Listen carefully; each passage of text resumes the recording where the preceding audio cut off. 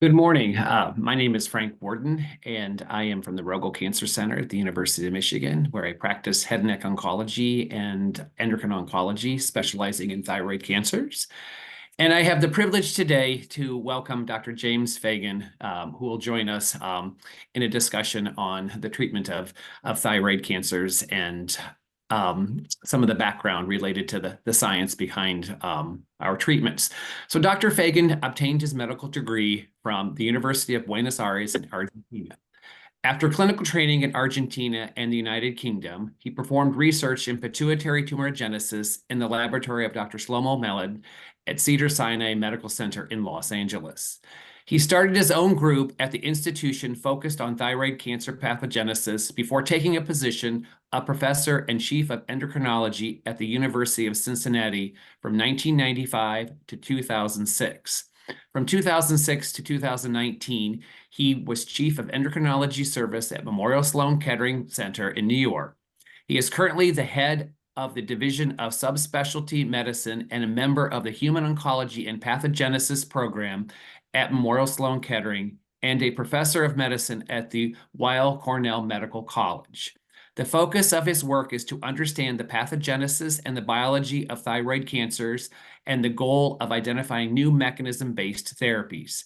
His group has been instrumental in characterizing somatic genetic changes associated with thyroid tumor initiation and progression in radiation-induced and sporadic thyroid cancer, and in defining their functional consequences. He showed that selective MEK and RAF kinase inhibitors restored responsiveness to radioactive iodine therapy in mouse models of the disease, which led to the development of an innovative clinical trials that have shown promise of this therapeutic strategy. His group also defined novel mechanisms of adaptive resistance of BRAF-mutant thyroid cancers to the MAPK Pathway Inhibitors, which are now investigational. He characterized the mechanisms of transformation of mutant EIF1AX in thyroid cancer and is currently investigating the immunobiology of anaplastic thyroid cancers, the most lethal form of this disease. So I'm very excited to welcome Dr. Fagin. He is one of my favorite people to listen to, and I look forward to hearing what you have to say, Jim, because I always learn something. Good morning. Thank you very much, Frank, for this kind introduction. So I'm going to share my screen. So welcome everybody in the audience on this early Friday morning. I'm actually giving this talk from home. I promise you I'm not in my pajamas, so this is a very formal presentation. My intent today is to give you at least some insights into potential mechanisms by which thyroid cancers adapt when they are treated with inhibitors of the MAPK pathway, which, as many of you know, is associated with the key drivers of the disease. So most thyroid cancers have mutations in this pathway, primarily mutations of BRAF, RAS, and receptor tyrosine kinases. And the therapies that are trying to exploit the dependency on this pathway are an important part of our armamentarium to treat thyroid cancer, both differentiated and anaplastic forms of the disease. But what I'd like to discuss today is what happens once these tumors are actually exposed to inhibitors of the pathway and how we can use that information to develop new therapies. So I think of this in three main categories. So when a thyroid cancer confronts inhibitors of the pathway, and I'm going to focus mostly on BRAF V600E-driven tumors, although this does apply to a significant extent to RAS-driven cancers as well. And the reason for that is that BRAF mutations are present in roughly 50 to 60% of differentiated thyroid cancers, and they are also about the main driver in about 45% of anaplastic thyroid cancer. So as I mentioned, there are three main categories. First is once the MAPK pathway is inhibited, the cancers adapt by reactivating upstream pathways, and I'll try and explain the mechanism in a second. The second thing they do is that in a subset of these tumors which lose differentiation, meaning they actually do not express the key markers of the thyroid phenotype, when the MAPK pathway is blocked, then they can restore elements of this pathway, which enables treatment, for instance, with radioactive iodine in a subset of these patients. And finally, when you inhibit the pathway, because these tumors are surrounded by an immune tumor microenvironment, the inhibition of the pathway actually remodels that sort of immune context in ways that actually could invite response to therapies and exploring mechanisms to augment that effect. So let's just start by the beginning. As you know, the first line drug that was treated, that was used to test the dependency of BRAF-mutant cancers overall was this compound Vemurafenib, which is still, very much an active drug, and was initially studied primarily in melanomas, and where it induced very impressive responses in that roughly 50% of them, patients with these BRAF-driven melanomas showed a response rate. It increases overall survival, although unfortunately these responses are not particularly durable, but they certainly confer benefit. Initially, many of us in the field thought, well, this is terrific. There are many other cancers with BRAF mutations, so this is likely to work in the same way, regardless of what tumor type, as long as it carries that same genetic defect. Well, that proved to be incorrect, because in this study of colorectal cancers, when patients with BRAF-driven colorectal cancers, which are a minority of these tumors, nevertheless, when they are treated with Vemurafenib, there was only a 5% response, which is dramatically different. And results from phase 2 trials of metastatic thyroid cancer showed overall responses that were intermediate between these two, of roughly between 27 and 38%. So we were intrigued by this and decided to try and take a deep dive and see if we could understand why particularly thyroid cancers were unresponsive, only partially responsive to this drug. And the reason that this is important is that when looking at the patients who had been treated with Vemurafenib with metastatic melanoma, what Gideon Bolag and his group found was that the extent to which the MAP kinase pathway was inhibited, which is determined here by measurement of phospho-ERK, which is a downstream effector in the pathway, that those patients that had the best tumor response were the ones that had the greatest inhibition of phospho-ERK. So it really matters to what extent you're able to inhibit the pathway. That is a determinant of response. So the experiments that we did we did primarily in cell lines and in mouse models, and we're showing this cell line experiment, which for us was very influential in our thinking. So first of all, we took a number of melanoma cell lines, thyroid cancer cell lines, and colorectal cancer cell lines with BRAF V600E mutations. And we determined their sensitivity to this compound PLX4032, which is actually Vemurafenib. And what we found was that whereas melanomas were uniformly responsive with a very low IC50, most thyroid cancers were not. And in colorectal cancers also showed a relative resistance to this compound. And of course, if thyroid cancers did not have the BRAF mutation, for a number of reasons, the drug does not work in RAS or RTK mutant tumors. They are totally unresponsive to RAF kinase inhibitors. I won't get into the explanation for that. But and if we now looked at the inhibition of the pathway, so what you're looking at here is a time course of inhibition of two downstream effectors of the MAP kinase pathway after treatment with Vemurafenib. And you can see that in the context of melanomas, you have a profound and sustained inhibition of signaling through 72 hours. However, in thyroid cancers, although initially, and if you look particularly at phospho-ERK, you have a very nice inhibition, there is a rapid rebound. And this rebound actually reactivates the pathway. The same is true for a subset of colorectal cancers.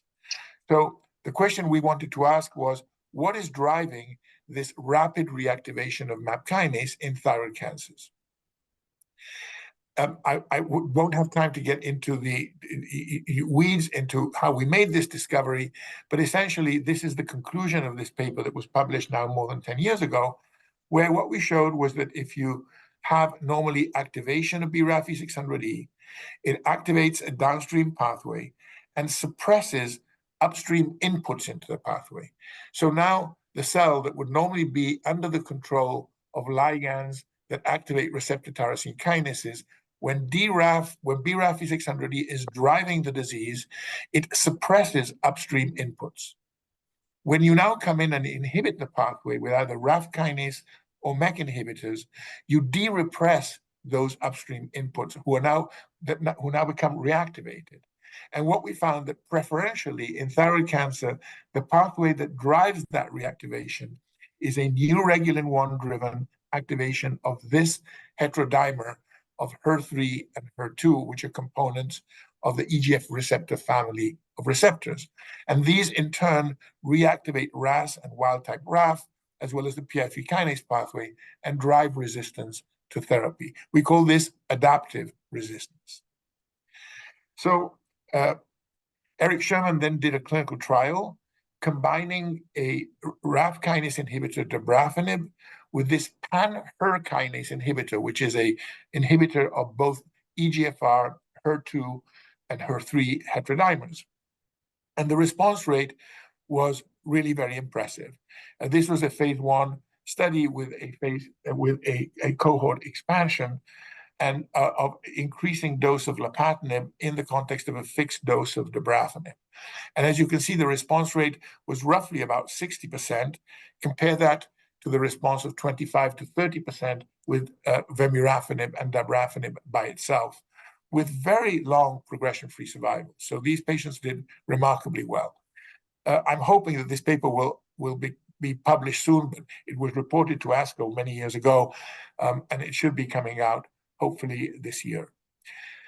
So why this particular dependence on the neuregulin HER2, HER3 pathway? And we don't really have a good explanation for that, but there is an intriguing piece of data that I thought I would share from this study from South Korea, where they were actually looking at a totally different question, which is what are the alleles, the germline alleles, that are associated with an increased risk of developing thyroid cancer? As you know, at least 10% of papillary thyroid cancers are familial or are driven by germline predisposition.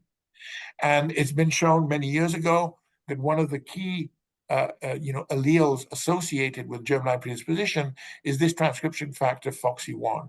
And what this group did, it looked at both in differentiated thyroid cancer and papillary thyroid cancer in two populations, in Koreans and in Europeans, based on prior published data. And what they found, consistent with what I've seen before, is that these alleles of FOXY1 are very strongly associated with predisposition to differentiated and papillary thyroid cancer. But also, and these are boxed here in red and blue, neuregulin-1, which is the ligand for HER3, is actually significantly associated with risk of papillary thyroid cancer and differentiated thyroid cancer, both in Koreans and Europeans. So they went on to follow this by looking at 3 different alleles of one of these particular sites, and found that this allele that was homozygous for this G allele, so the GG homodimers, were associated with greater neuregulin-1 expression, both in normal thyroid tissue and in tumor tissue. And this was particularly so in BRAF-mutant cancers. So apparently there is some dependency or relationship between this pathway and BRAF-driven cancers that is associated with a predisposition to develop this disease, and might explain why these cancers are already primed to reactivate this pathway dominantly when the BRAF V600E protein is inhibited. So more recently, we followed up this information with an additional piece of data that we think is consequential, where we found that this transcription factor, which is an effector of the Hippo pathway, and is very strongly activating a number of growth-promoting genes, is actually also involved in this adaptive resistance, and actually drives expression of both neuregulin-1, RAS, HER3, and HER2. And we think that targeting eventually the Hippo pathway may be an alternative way in which we can augment responses to targeting BRAF or BRAF effectors. So That's all I'll say for now on these adaptive resistant mechanisms of receptor tyrosine kinases. Now, the second sort of a process adaptation that happens in response to inhibitors of MAP kinase is a change in the differentiation state of thyroid cancers. So let me just spend a few minutes on that topic. First of all, why would this be?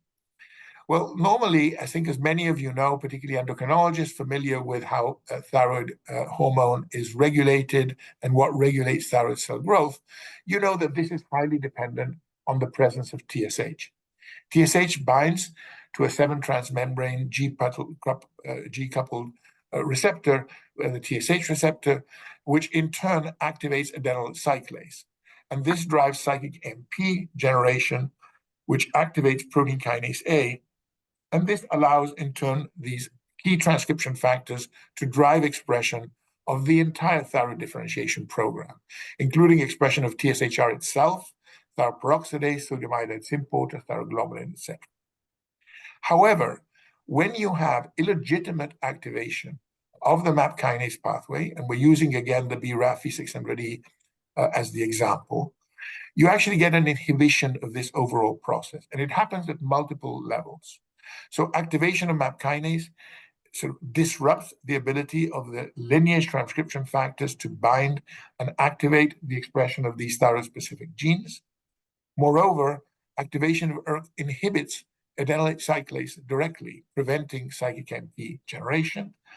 And by suppressing the expression of the TSH receptor, creates a resistance to TSH. So through all of these mechanisms, once you have activation of MAP kinase, you get a silencing of the differentiation state of the tumors. So we asked whether this was a reversible process. Now, the other thing to bear in mind is that the degree of MAP kinase activation also affects the differentiation state. In a way, it's like a dose-dependent effect. So BRAF V600E, as I mentioned, is present in about 60% of papillary thyroid cancers. And as you know, histologically, these are associated with either the classical PTC histology or the tall cell variant form of the disease. When you have activation of BRAF, it actually induces a robust activation of MEK and ERK. But because BRAF signals as a monomer, it does not require dimerization. It is unresponsive to negative feedback of ERK on upstream components of the pathway. So that means that the transcriptional output of the MAP kinase pathway is maximal when you have a BRAF V600E mutation. However, when you have a RAS mutation, which is present in follicular patterned neoplasms, then the feedback downstream of the MAP kinase pathway is preserved. So ERK can suppress RAF dimerization. RAS, in order to signal, requires RAF dimers, not RAF monomers. So this negative feedback is intact. Therefore, although the ERK pathway is actually induced, it's induced to a lesser degree. And therefore, the degree of suppression of differentiation is attenuated. Because of that, RAS mutant tumors tend to be more responsive to radioactive iodine than BRAF V600E, for instance, among other phenotypic consequences. And this is illustrated well by looking at certain transcriptional scores. And this is from the Cancer Genome Atlas study of papillary thyroid cancers. And here, in a color-coded way, you're seeing the tumors that have mutations of BRAF in blue and those that have mutations of RAS in red. And this is a composite score called thyroid differentiation score. And you can see that the thyroid differentiation score is lower in BRAF mutant cancers than in RAS mutant cancers. So this more for endocrinologists. As you know, the American Thyroid Association guidelines make recommendations which are not categorical because they're not based on very high quality evidence. They're basically based on retrospective studies in terms of which patients should and should not receive adjuvant radioactive iodine after surgery. And overall, what they say is that we should consider radioactive iodine in patients who have parathyroidal invasion, extensive or large nodal disease, if they are BRAF mutant, And of course, patients with high-risk anaplastic thyroid cancer with gross extrathyroid extension, incomplete resections, big lymph nodes, distant metastasis, etc. However, when we look at which pathological types of thyroid cancer are enriched for BRAF mutations, it happens to be those where we are making this recommendation. So there is an incongruency between this kind of clinical and retrospective data-based recommendation and what we know about the biology of the disease. So I just like to point out that most invasive tumors or cancers that have significant local regional nodal disease are treated with radioactive iodine. That's what we all do, and patients in a way expect this. But it's problematic because these tumors are markedly enriched for BRAF V600E mutations or mutations that act like BRAF, and they're mostly unresponsive to radioactive iodine. And the final piece of this puzzle that makes this such a complicated issue to deal with in the clinic and to explain to our patients is that measuring efficacy of adjuvant radioactive iodine is very challenging because it's very dependent on the extent of surgery as well as the stage of presentation. So when patients do respond or do not respond, what is the actual determinant of that is unclear. So what about trying to reverse this dedifferentiation state? And this is a very old study we published years ago when we were still using doxycycline-inducible models of BRAF. So this is basically a genetic trick that we use to induce expression of BRAF V600E uniquely in thyroid cells by treating the animals with doxycycline, which activates this transcriptional activator to turn on the expression of BRAF. And when that happens, and we look at the expression of the various components of the thyroid differentiation state, the lineage transcription factors, sodium iodide symport, thyroglobulin, and so on, you can see that 1 week after treating with doxycycline and inducing BRAF, you totally silence the expression of this genetic program. And then if we stop doxycycline and basically decrease the expression of BRAF, then this gradually is restored back again. And if you look at the levels of TSH and free T4 in these mice serum, what you see is that the TSH levels actually markedly increase as these animals become hypothyroid when you induce BRAF, and T4 levels fall. When you stop doxycycline, suppress BRAF expression, the whole phenomenon is reverted, and the mice become euthyroid again. Now remember, in this case, every cell in the thyroid is expressing BRAF. That's not what happens when we have a BRAF-driven cancer, where the majority of the thyroid is still functional, right? It's just the tumor itself that behaves in that way. So the humans as a whole do not become hypothyroid when they have a BRAF-mutant cancer, obviously because the remainder of the thyroid is functional. So what happens then in terms of radioiodine uptake?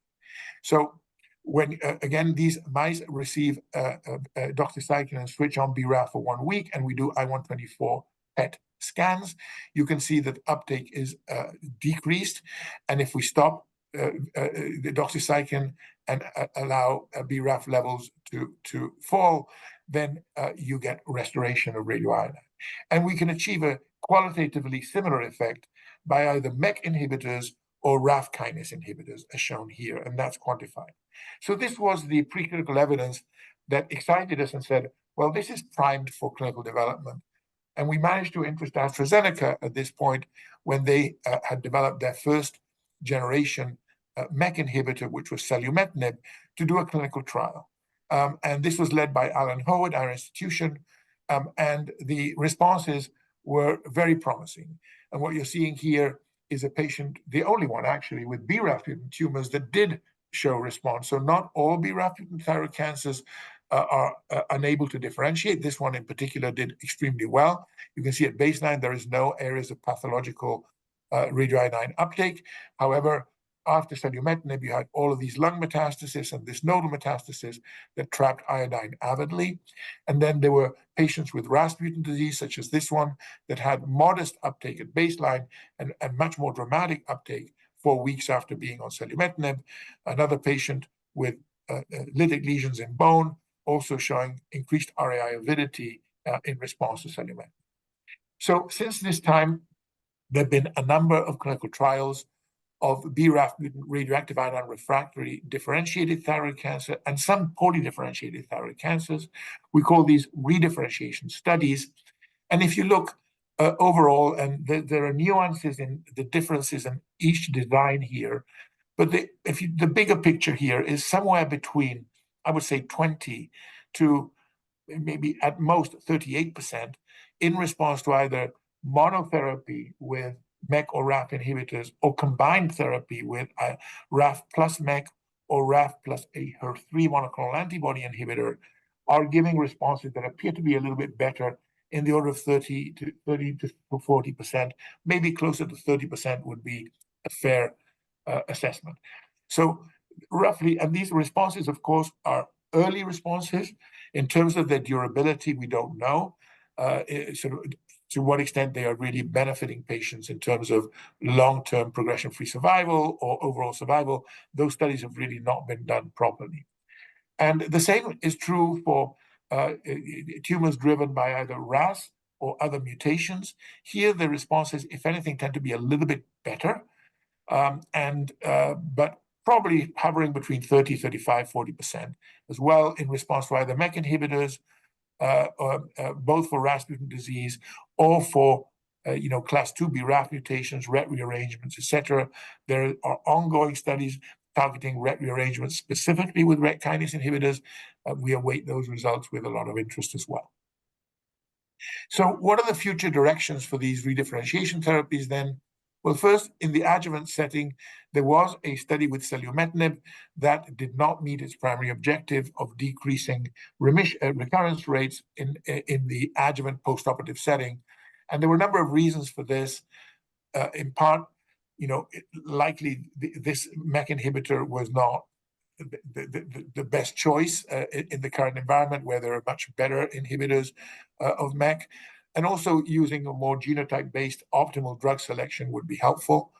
And so there are discussions of doing a basket trial with using different drugs targeting for each genetic driver.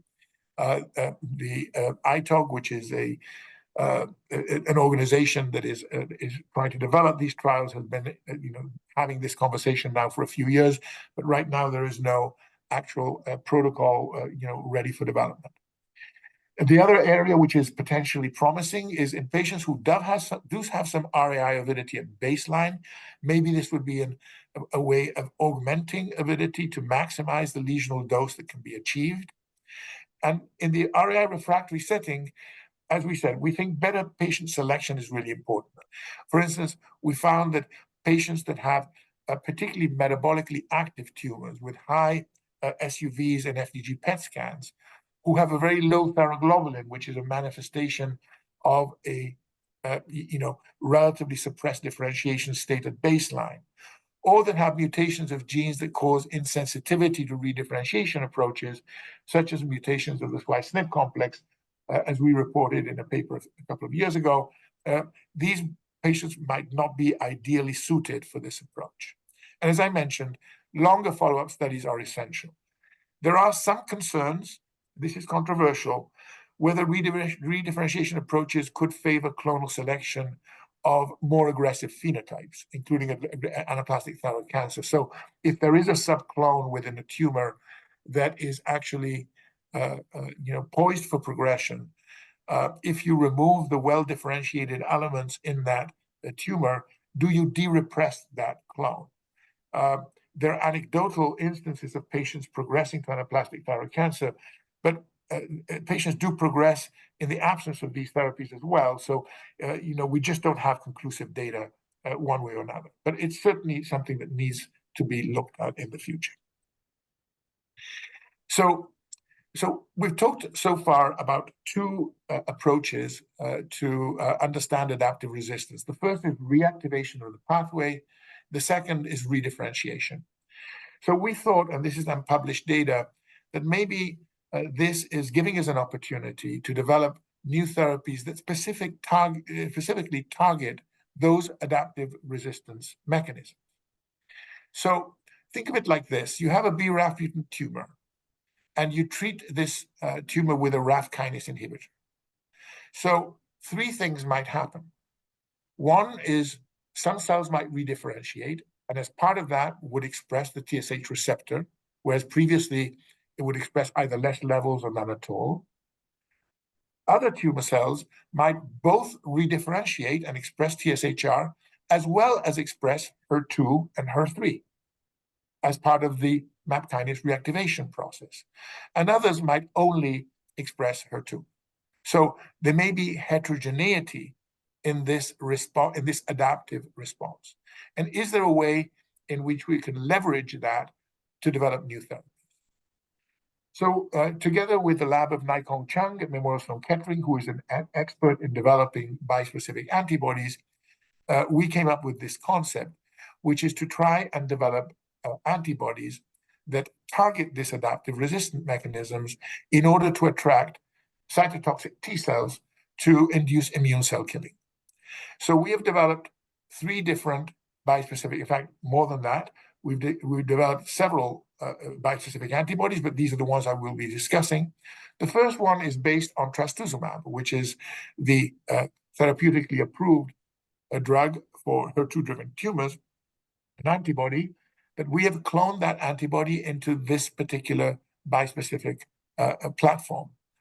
The second is a TSH receptor agonist antibody. So this is a TSH receptor from patients with Graves' disease that activates TSH receptor. And then an antagonist, also from patients. And these were actually leveraging the beautiful work of Dr. Reece Smith in the UK, who has cloned and actually structurally characterized these antibodies in ways that we could actually subclone them into these bispecific antibody platforms to develop this approach. So the first question is, well, how high is TSH receptor expression in general in thyroid cancer?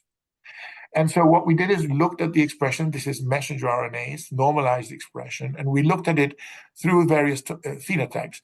So no surprise here that the expression of the TSH receptor is highest in normal tissue, intermediate in papillomathyroid cancers, low in poorly differentiated, and very low in anaplastic thyroid cancer. But note, in differentiated thyroid cancer, it's already at baseline significantly expressed, although of course lower than in normal thyroid. Compare that to other transmembrane proteins that are also expressed in thyroid cells. Sodium iodide symporter to much lower extent, and these other transporters also expressed to low extent. So this is actually a legitimate good candidate of a membrane-based protein that could be targeted with bispecific antibodies. So if you now look at the expression of transcripts across multiple cell and tumor types, you can see that the TSH receptor shows very good selectivity, and in fact, that it expressed mostly in thyroid cells. Interestingly, it's also expressed in the thymus, and that's sort of interesting. And these are thymic tumors. It's not in the normal thymus. So there's a potential for using these approaches for other tumors as well. But we're going to be focusing mostly in thyroid. But I mean, the nice thing about this is that if we were to target the TSH receptor with these antibodies that attract cytotoxic T cells, we likely would have a good therapeutic window because TSH receptor is not expressed to a significant extent elsewhere. Now, the other one is HER2, and that's different because HER2 is widely expressed. And there are concerns about toxicity. Having said this, now with antibody drug conjugates that are being used in breast cancer that target HER2, overall, there is a therapeutic window for targeting HER2 in tumors, indicative that this could be a beneficial approach, despite the fact that it is expressed in many other tissues as well. Now, we were not the only ones thinking along these lines. There have been at least 2 groups interested in developing TSH receptor antibodies for CAR T cells. And these are 2 papers recently published describing that approach. The difference, of course, is our approach is an off-the-shelf approach. I mean, if we develop these antibodies, they actually do not require harvesting and cloning T cells from patients. This is the structural data on the TSH receptor antibodies. They're called M22 and K170. And I'm not showing you the data in the interest of time, but we confirmed that they indeed are are either agonist or antagonist. In the question and answer, if people are interested, I can explain why we decided to use both of these. This is the binding of the antibody to the ectodomain of the TSH receptor, as shown here. So this was our experimental schema, and we did this in mice. So these are mice, we put these mice on a low iodine diet. We treated them with radioactive iodine to eliminate the remnant of the normal thyroid. Remember, patients receiving this will be athyrotic. They will have had total thyroidectomy, probably prior radioactive iodine as well. We then implanted the tumor and developed a xenograft. And what we did is we treated these mice with trametinib at the interval shown here to block the MAP kinase pathway, and then infused bispecific antibodies and T cells intravenously at these various time intervals. And the first question we asked is, are we actually getting T cells into the tumors? And the answer is that if we just give the TSH receptor antibodies by themselves at 2 different doses, we get little, if any, T cell infiltration into the xenograft. But if we treat with trametinib to allow the TSH receptor expression to increase, then we actually get very robust T cell infiltration. And if you then look at the outcome of these, first of all, in all of our, we used a CD19 bispecific antibody. This is an antigen not expressed in thyroid cells. We get no effect despite infusing the T cells as well. And if we use the, in this case, the M22 or the K170 antibodies by themselves in the absence of trametinib, we actually get no response. But if we treat with trametinib in the combination with either the TSH receptor antibody or the agonist or the antagonist, shown here in black, you actually see a profound inhibition. But trametinib by itself, with the CD19 antibody, which is essentially inactive, trametinib does inhibit the tumor, but to a much lesser extent than if you combine it with the TSH receptor antibody as well. Now, this was actually infusing the bispecific antibodies by injection into the tumors. But what you can do is actually you can arm the T cells ex vivo. So we collect the T cells and we just incubate them in vitro with the bispecific antibodies, the control for CD19, the HER2 antibody, the TSH receptor antibody, or both. You can have a T cell that is armed with an antibody to both HER2 and to TSHR, and then infuse these. And the question is, what happens then? And our question here was, we would be treating these animals. So this is, first of all, these are the infusing of the T cells that have been armed ex vivo with at these various time intervals. And patients receive trametinib in this sequence until day 21. And you can see that overall, wherever you treat with trametinib, you get an inhibition with a greater inhibition in the context of the bispecific antibodies for TSH receptor and HER2 or the combination. But then if you stop trametinib, those animals expressing, having just treated with trametinib and an inert bispecific antibody regress. Whereas those that had been treated in particular with a combination of both antibodies have a much more sustained response. So we are further optimizing this approach, and we believe we can get an even greater effect by modifying certain elements in how we are doing this. So this is a strategy that we think has some promise of trying to deliver more sustained responses by targeting adaptive resistance mechanisms. So let me close very briefly by the final piece in this puzzle, which is how can we target the immune tumor microenvironment that is modified in response to MAP kinase inhibition. And the reason we became fascinated by this is the very striking difference in the response of anaplastic thyroid cancers and papillary thyroid cancers to the combination of RAF and MEK inhibitors. So the Vemurafenib and Trametinib actually induce a response of only 33% in patients with differentiated papillary thyroid cancer. Now, when this trial was done in patients with anaplastic thyroid cancer at MD Anderson, they had a response rate initially of 73%. Now that they've actually done more patients and a longer follow-up, et cetera, the response is maybe closer to somewhere between 50, 55, maybe 60%. So anyway, dramatic differences. And this was totally counterintuitive to us because we all know that anaplastic thyroid cancers are sort of an explosive tumor that is associated with lots of genetic defects. Besides BRAF-V600E, they have p53 mutations, TERT mutations, chromatin modifier mutations, big copy number abnormalities, and so on. So we were truly not expecting to see such a spectacular response.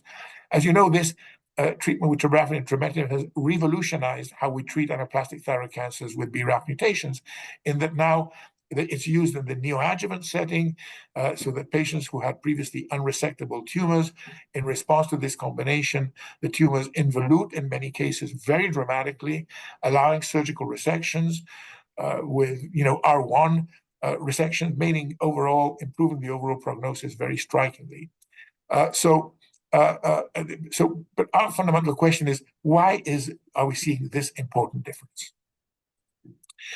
So let me just start by saying that, in general, immunotherapy trials for anaplastic thyroid cancer at best have shown very modest and maybe sort of pretty disappointing responses overall when they are used as monotherapies, right? So these are examples of targeting, PD-1 and CTLA-4, Ipi/Nivo.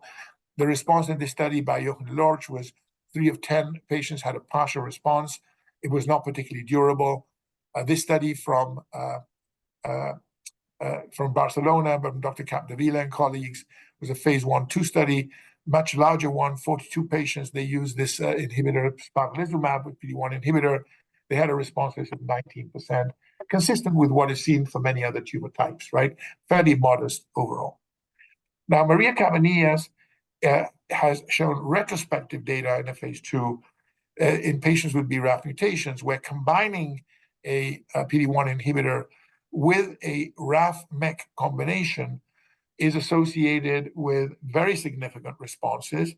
Now, remember, the response rate to RAF-MEK inhibitors by itself is already about 60% or so, but she tells us that this may be more durable. I think we are still awaiting, more formal presentation of this data in a more randomized context, meaning RAF-MEK inhibitors plus minus a PD-1 inhibitor, to actually be able to validate this information. But there's some hint as well that there might be some benefit here. Now, what do we know about the immune tumor microenvironment of anaplastic thyroid cancer? Well, a number of years ago, we decided to take a look at the myeloid population in this disease, and we found Mabel Ryder did this work when we were still at University of Cincinnati, and she found that anaplastic thyroid cancers were essentially loaded with myeloid cells, and in such a way that essentially every epithelial cell was enveloped in a network of macrophages. And a group at Gustave Roussy, Villejuif, found the same thing, published a beautiful study as well, supporting this data. And this is a collaboration with Jenna French at the University of Colorado and our group, where we actually looked at the immune cell population of differentiated thyroid cancers, papillary thyroid cancers, poorly differentiated anaplastic. And as you can see, there is an enrichment of tumor-associated macrophages, both M2-like and M1-like macrophages in anaplastic thyroid cancer, mostly these M2-like, which are anti-tumor macrophages or associated with immune suppression.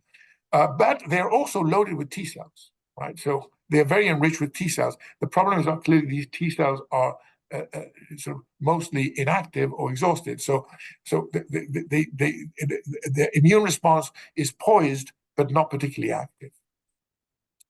So we asked the question in mouse models, if you treat them with the Vemurafenib and Trametinib, is that different tumor microenvironment at baseline altering how these tumors respond, and is that what is explaining this very striking differential response? Now, I can't sort of summarize all the data. I just wanted to give you a quick flavor of what we think we're seeing. And this is work that we've done in single-cell sequencing in mouse models of papillary thyroid cancer, which essentially have a BRAF mutation, no other defect, and anaplastic thyroid cancer that have a BRAF mutation and a p53 homozygous loss.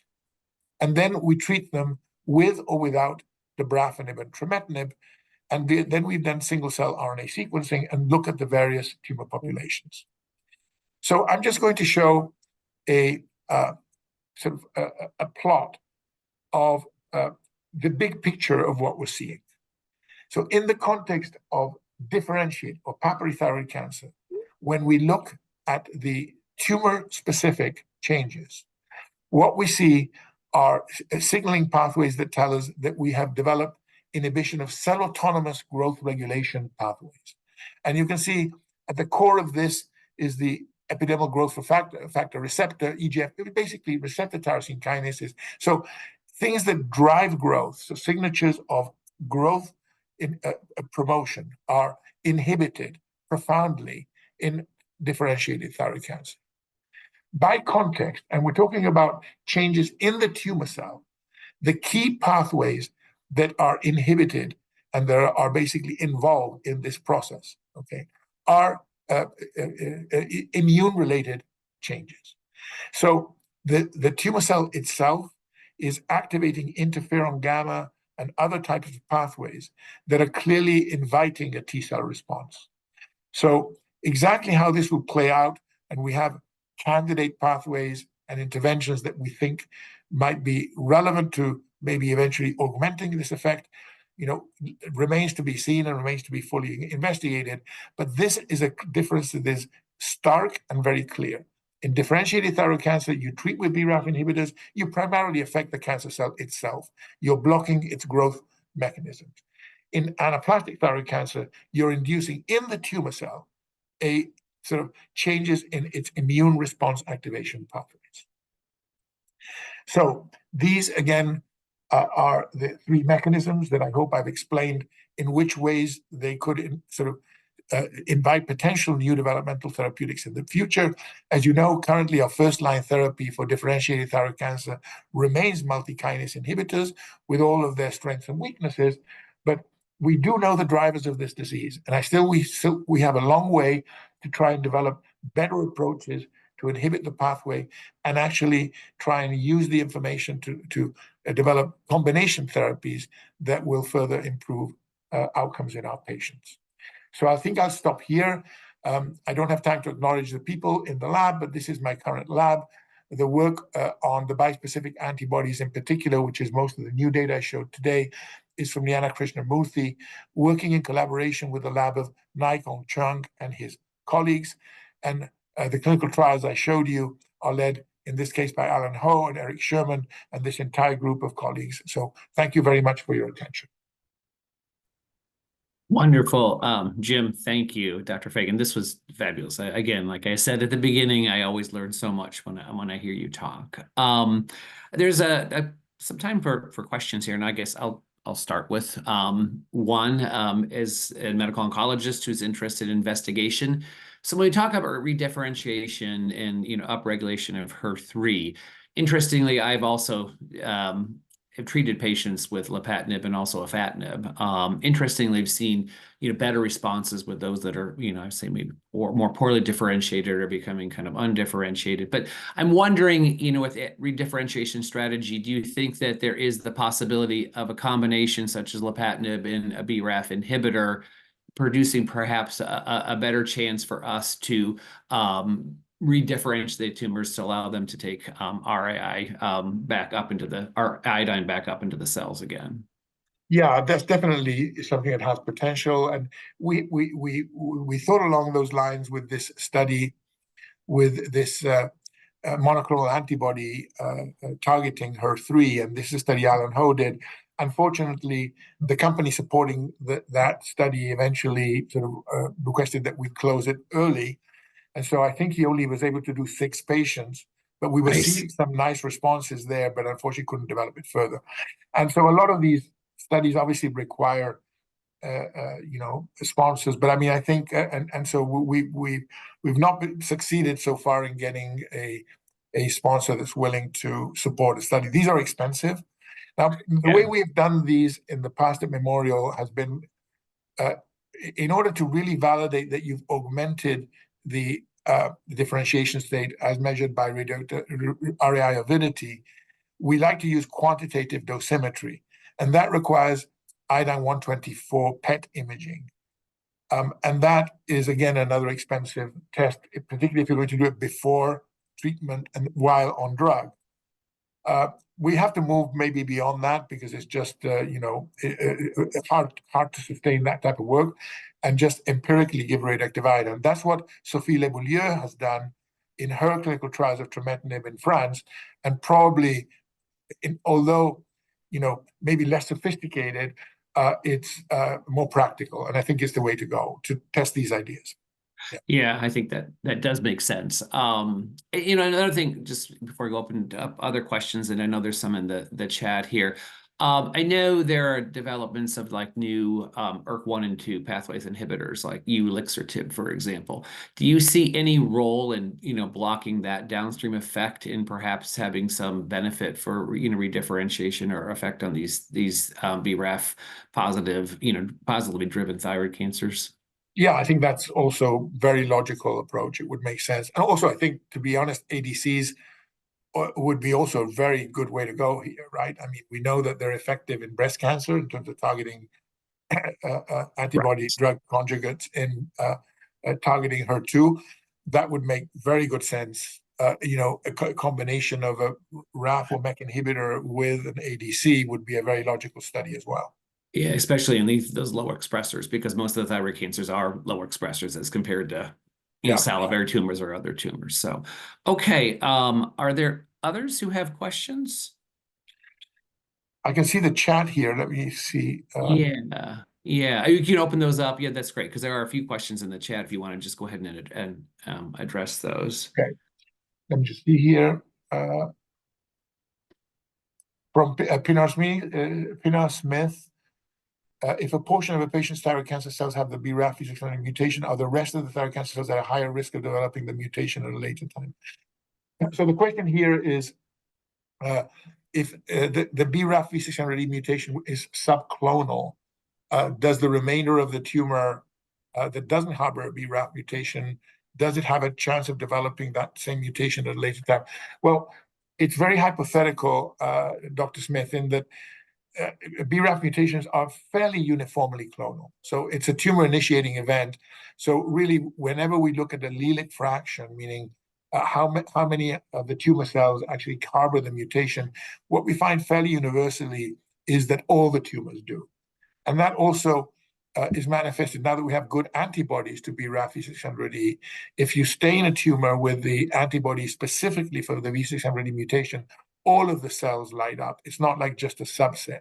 So I don't think that this is a question that sort of I can answer, because they're all ready to start with clonal. So another question also from the same doctor is there any utility to check TSH receptor antibody for thyroid cancer biochemical surveillance? If you mean antibody in plasma, or no, I don't think so. There's no reason to think that these patients would have an autoimmune, TSH receptor antibody present. My friend, Dr. Al-Zarani from Saudi Arabia, is asking a question. Do we think that multiple pathway inhibition makes sense rather than focusing on MAP kinase pathway? So, Ali, I'm sort of not a huge advocate of this. I mean, obviously, that's the way we're going right now with drugs like lenvatinib, cabozantinib, and others. You pay a price in terms of toxicity. And the idea of selectivity is, sort of maybe more or equal benefit with less toxicity. So, obviously, right now, the winner in terms of first line is lenvatinib and drugs like it because of its efficacy. And we have to demonstrate that targeting BRAF itself can be a legitimate first line approach if we combine it with very specific pathways get reactivated. That's where we're trying to go. But your question is a good one. and an unsettled one right now. That's all I see in the chat. Sorry, there's more in the question and answer here. I don't know if we're still, we have 5 more minutes. Yes. Oh, sorry, it's the same questions. No, I think that's all we have. Yeah, and this, anybody else? Mark? Yeah, great. Just a terrific talk here. Jim, thank you, and for a spectacular and incredibly educational program.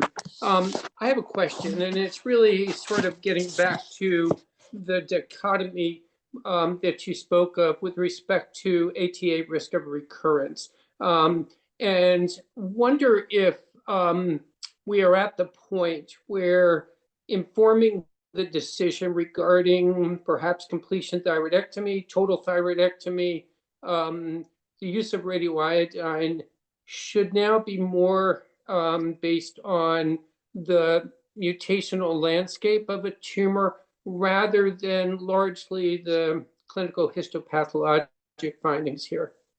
Yeah, Mark, that's a good question.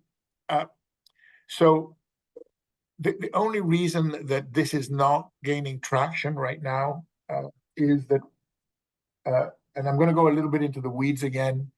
When you look at the Cancer Genome Atlas study, and which coupled the genetic information, meaning BRAF, RAS, RTK fusions, etc., to the RNA sequencing, the gene expression data, and then looking specifically at the thyroid differentiation markers, right? So what you see is that when you look at the BRAF mutant tumors, about 75% of them have profoundly silenced expression of all of these thyroid differentiation markers.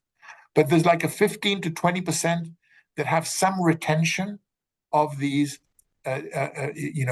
markers, suggesting that there is a subset of BRAF tumors that, for reasons we don't fully understand, still retain a degree of differentiation.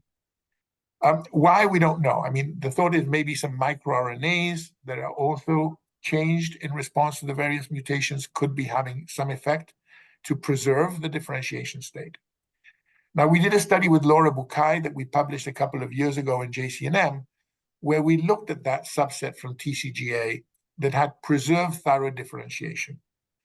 And what we found is they would mostly be ATA low risk. So some ATA low risk tumors with BRAF mutations do have some thyroid differentiation preservation. So based on the ATA guidelines, we would not treat them with radioactive iodine just because they're small, they don't have a lot of nodal involvement, and so on. So BRAF alone doesn't tell you the entire story. It's BRAF plus, TNM stage. But I personally think that if we had BRAF routinely, it's a conversation we need to have with our patients. I tend to tell my patients that have tall cell variant papillary thyroid cancer that we know is BRAF mutant, or that already comes with a ThyroSeq having been done preoperatively, or another genetic, assessment that tells us it's BRAF. I tell them, the likelihood is adjuvant radioactive iodine may not be beneficial, but I don't have categorical certainty on this. And that I offer them, if the surgery is one that I'm confident has been a good quality surgery with no evidence of disease, the thyroglobulin postoperatively being very low, just an option to defer radioactive iodine, so that we monitor these patients and don't use it in the adjuvant setting, but use it in the therapeutic setting if we do see eventually evidence of recurrent disease. In my view, that's the equipoise that I find is best in terms of what I recommend to my patients. Great. Thank you so much. Frank and Jim, we are up against the 9 o'clock hour here. Just a spectacular session. One that I'm going to have to replay several times in order to unpack everything here. As I've been texting with Dr. Tuttle, my head hurts every time I listen to you talk here. So I'm going to go get some Tylenol, but thank you so much. I really appreciate it. Yeah, thank you, Dr. Fagin. This was great. Thank you. Thank you, everybody. All right, have a good weekend, everybody. Bye-bye. Bye-bye.